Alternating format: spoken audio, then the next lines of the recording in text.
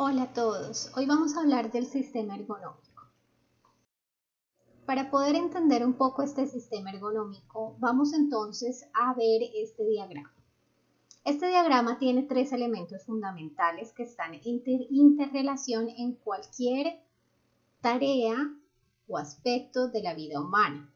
Vamos a centrar la presentación en el tema o en el ámbito laboral.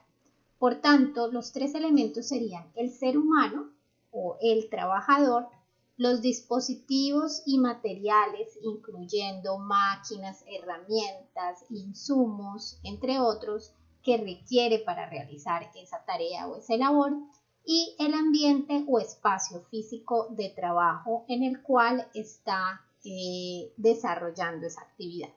Para poder identificar, evaluar y controlar esos elementos que acabo de mencionar del sistema ergonómico, hay que tener presente que ese sistema microergonómico se encuentra inmerso en un sistema macroergonómico. Ese sistema macroergonómico es el lugar en el cual o el entorno en el cual se desarrolla esa interrelación. Ese entorno puede ser un entorno laboral que tiene en cuenta elementos como las políticas empresariales, el sector económico en donde está ubicado ese trabajador, los aspectos jurídicos o marco normativo de ese sector económico o de esa región o de esa ciudad o incluso de ese país, los aspectos económicos o financieros de esa empresa, su cultura organizacional, la implementación de tecnologías, si es una empresa que está a la vanguardia en tecnología o es una empresa que aún utiliza muchos métodos manuales, en dónde geográficamente está ubicada, las características climáticas de esa empresa, en dónde está ubicada dentro de un entorno macro ergonómico. Todos esos elementos son fundamentales para poder iniciar el proceso de análisis de los elementos micro que ya les había mencionado, son la persona, los dispositivos, máquinas o herramientas y el ambiente de trabajo. Vamos a ver al detalle cada uno de ellos. En cuanto a los aspectos del ser humano, debemos evaluar elementos como las características físicas y de salud, las psicofisiológicas y las habilidades y competencias. ¿Por qué es importante evaluar todas estas características? Dentro de las físicas y de salud, porque es relevante saber, por ejemplo, que una persona con un sexo en particular, masculino, femenino, una edad en particular, un peso o una talla en particular, pueden ser factores o protectores o de riesgo para el desarrollo de enfermedades como los desórdenes musculoesqueléticos. No es lo mismo una persona de mediana edad o una persona adulta mayor en la exposición a los peligros de los ámbitos laborales. Igual no es lo mismo una persona con sobrepeso o con una talla muy baja o muy alta por fuera del promedio. Esos elementos son fundamentales a evaluar y a tener en cuenta dentro de ese elemento ser humano o trabajador. El estado de salud, sus comorbilidades, sus preexistencias también. Enfermedades como el síndrome de túnel del carpo está comprobado que se presenta con muchísima más frecuencia, no solamente en personas obesas, sino también en personas con estados de salud como por ejemplo el hipotiroidismo. El sedentarismo también es un factor que puede ser de riesgo adicional para los trabajadores, así como sus hábitos de vida, si fuma, si se alimenta bien o no, y también obviamente los hábitos posturales.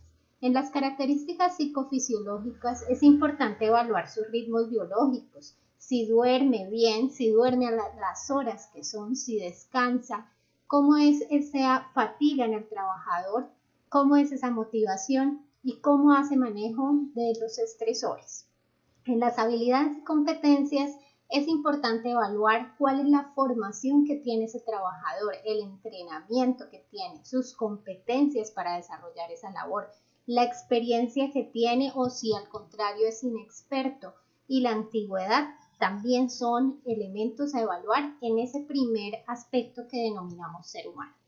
El segundo Componente de ese sistema ergonómico son los dispositivos y materiales en el que incluimos máquinas, herramientas, insumos, entre otros, de los cuales hay que tener en cuenta el tipo de máquina o herramienta o su mecanismo, si es manual, automático, mecánico, cómo funciona, el tamaño de esa herramienta, el peso, si es que acaso tengo que empujarlo o levantarlo, los planos de trabajo en el que se encuentra ubicada esa máquina, ese insumo o esa herramienta, si está en planos altos, bajos, cómo son los alcances, las alturas, las distancias, el espacio de trabajo que tengo para interactuar con esos dispositivos, sus dimensiones, las áreas de circulación y si debo manipularlas, cuáles serían esas características de manipulación.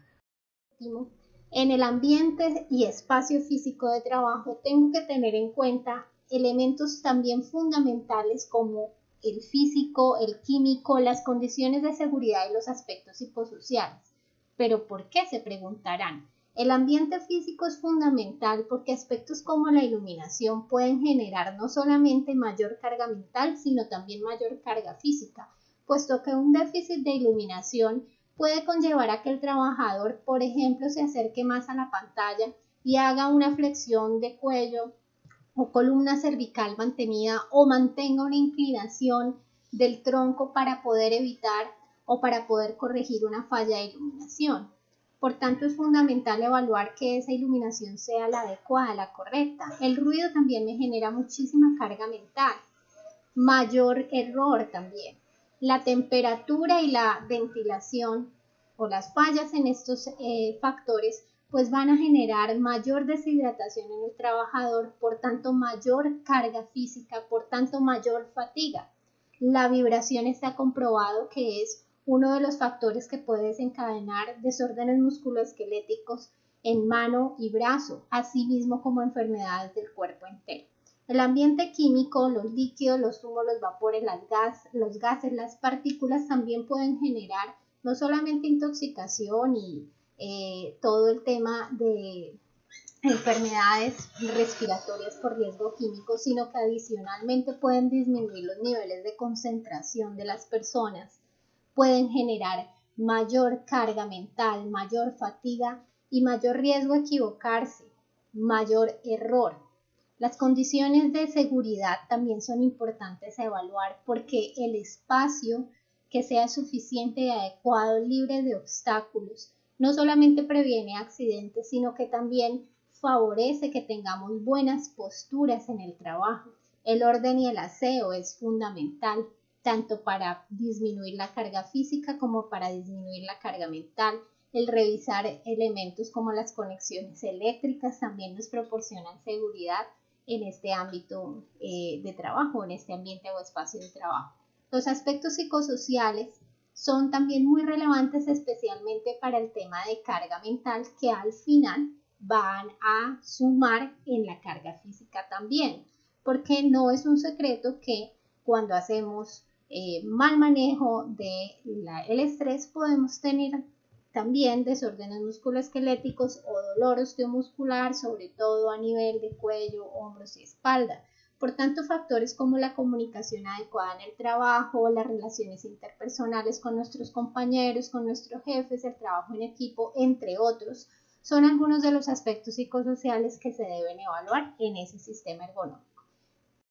Entonces, ¿cómo el sistema ergonómico identifica, valora, evalúa las características de tres elementos básicos que son la persona, las máquinas, dispositivos o herramientas con las que hace interrelación y el ambiente y espacio físico de trabajo? Todo esto inmerso dentro de un entorno macroergonómico.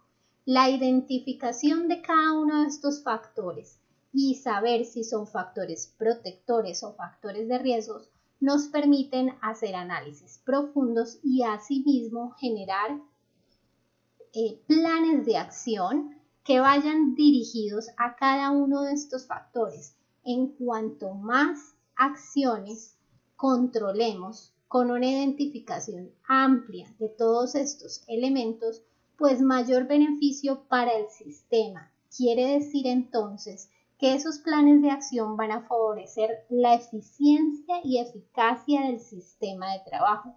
Por tanto, va a ser un sistema más productivo, que va a generar productos de mayor calidad, que va a tener mayor productividad, pero que también genere impacto en la seguridad, el bienestar y la salud de los individuos. Espero que con esto haya quedado mucho más amplio el análisis del sistema ergonómico. Nos vemos en una próxima oportunidad. Gracias.